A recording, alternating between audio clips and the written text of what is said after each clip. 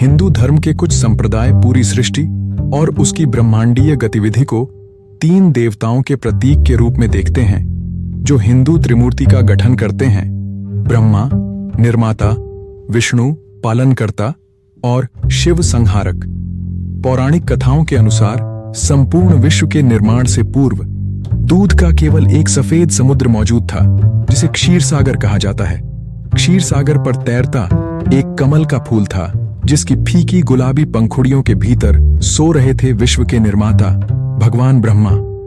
जब भगवान ब्रह्मा सो रहे थे तब कुछ भी नहीं था, न पृथ्वी और न आकाश, न प्रकाश या अंधकार, न अच्छा या बुरा, न मनुष्य या पशु। ब्रह्मांड बिल्कुल मौजूद नहीं था, शांत खामोश। क्षीर सागर के अलावा कुछ भी नहीं था। इस ब्रह्मांड में जीवन तभी शुरू हुआ जब भगवान ब्रह्मा जाग गए। 10,000 साल बीत गए, एक अनंत काल बीत गया।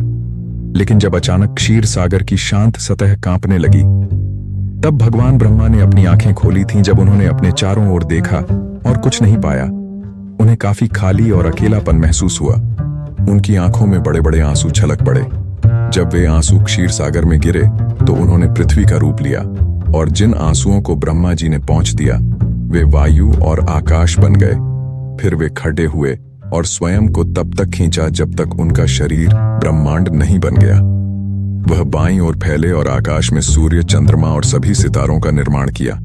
उन्होंने इधर और उधर स्वयं को फैलाया और शुष्क मौसम और तूफानी मौसम, आग, हवा और बारिश का निर्माण किया।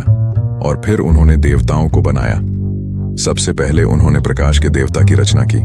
वे सुंदरता और अच्छाई से सुसज्जित थे, और उनके दोस्त देवदूत, संत, परी और अप्सरा थे। फिर उन्होंने असुरों, अंधकार के देवता की रचना की। उनके दोस्त भूत, दानव और नाग थे, और इसलिए उन्होंने मित्र और शत्रु दोनों बनाए, क्योंकि देवता और असुर शत्रु होने के लिए बनाए गए थे। साथ ही उन्होंने